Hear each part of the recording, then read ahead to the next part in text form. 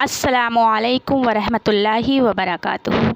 आज हम लोग ज़िया इंग्लिश रीडर बुक 2 का लेसन नंबर 11 स्टीम पावर ये चैप्टर पढ़ेंगे। स्टीम पावर भाप की ताकत ये चैप्टर पढ़ेंगे इंशाअल्लाह, और उम्मीद करते हैं आपको ये चैप्टर अच्छे से समझ में आए इंशाअल्लाह। तो चलिए चैप्टर स्टार्ट करते हैं। Nowadays we see and use a number of vehicles to go from one place to the other. आजकल हम एक जगह से दूसरी जगह जाने के लिए मुतअद्दिद गाड़ियाँ देखते और इस्तेमाल करते हैं। We use scooters, motorcycle, cars, buses, trains and aeroplanes to go for long distance. हम तवील फ़ासले तक जाने के लिए स्कूटर, मोटरसाइकिल, कारें, बसें, ट्रेनें और हवाई जहाज़ का इस्तेमाल करते हैं। But in olden days there were not so many vehicles and carriages for traveling. लेकिन पुराने ज़माने में सफ़र के लिए इतनी गाड़ियाँ और रेड़ियाँ नहीं थीं। The roads were muddy and bad. सड़कें कीचड़ से भरी और ख़राब थीं। People had to travel on foot by bullock carts and by horse carts. लोगों को पैदल बैलगाड़ियाँ या घोड़ा गाड़ियों से सवारी करना पड़ता था। They completed these small distance after many hours and reached distant places or other cities after weeks.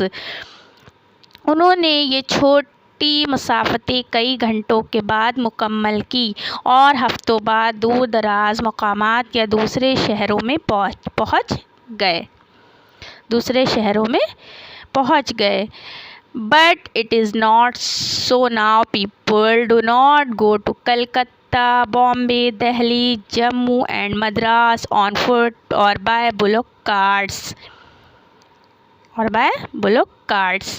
लेकिन अब ऐसा नहीं है। लोग कलकत्ता, बम्बई, दिल्ली, जम्मू या मद्रास पैदल या बैलगाड़ियों से नहीं जाते। They go from one city to another by bus or by train. वो बस या ट्रेन के ज़रिए एक शहर से दूसरे शहर जाते हैं।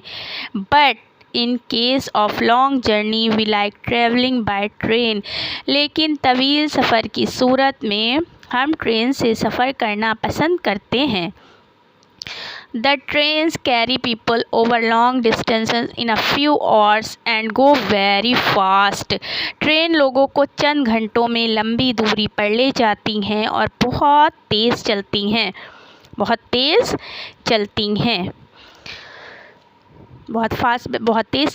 Railway trains are driven by steam power, diesel, oil और इलेक्ट्रिसिटी। रेलवे ट्रेन भाप, पावर, डीजल, ऑयल या बिजली से चलती हैं। There is an interesting story behind steam and its power. भाप और इसकी ताकत के पीछे एक दिलचस्प कहानी है।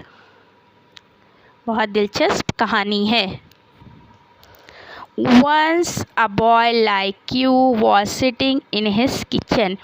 एक दफ़ा या एक मर्तबा आपके जैसा लड़का अपने किचन में बैठा था।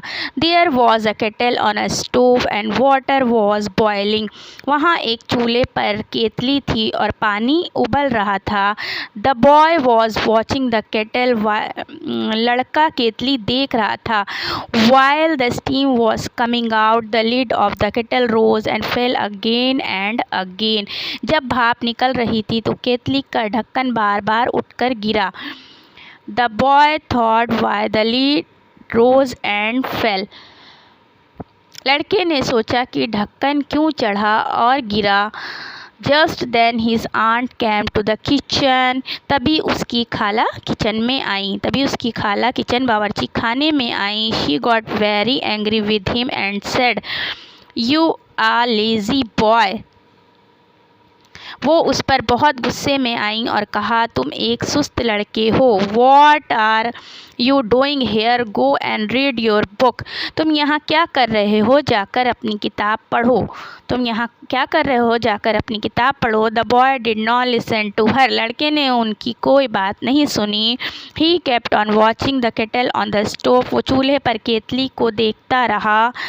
वो चूल्हे पर रखी केतली को देखता रहा। He put a piece of coal on the lid. उसने कोयले का एक टुकड़ा ढक्कन पर रखा। उसने कोयले के एक टुकड़े को ढक्कन पर रखा। The lid was under pressure, but after some time the lid again began to go up and fell down as the steam passed through. ढक्कन दबाव में था, लेकिन कुछ देर बाद ढक्कन दोबारा ऊपर जाने लगा और भाप गुजरते ही नीचे गिर गया। भाप गुजरते ही नीचे गिर गया। He understood that there was a great power in steam. He understood that there was a great power in steam. वो समझ गया कि भाप में बड़ी ताकत है। वो लड़का जो था वो समझ गया कि भाप में बड़ी ताकत है। भाप की वजह से ढक्कन ऊपर गया और नीचे गिर गया। Do you know the boy, तुम लड़के को जानते हो। ही वॉज जेम्स वॉट, वो जेम्स वॉट थे। Who made further experiments and spend most of his time in workshop. जिसने मज़ीद तजुर्बात किए और अपना ज़्यादातर वक्त काम में गुजारा। ज़्यादातर वक्त काम में गुजारा। Thus he made the first steam engine. इस तरह उसने पहला भाप का इंजन बनाया। It was not a railway engine. ये रेलवे का इंजन नहीं था। At first people used it is haul coal and draw water out of mines. पहले लोग इसे कोयला उठाने और कानों से पानी निकालने के लिए इस्तेमाल करते थे। कोयला उठाने और कानों से पानी निकालने के लिए इस भाप को इस्तेमाल करते थे। Later on George Stephenson made a railway engine. बाद में जॉर्ज स्टेफेंसन ने रेलवे इंजन बनाया। There were 600 passengers and 6 good bogies.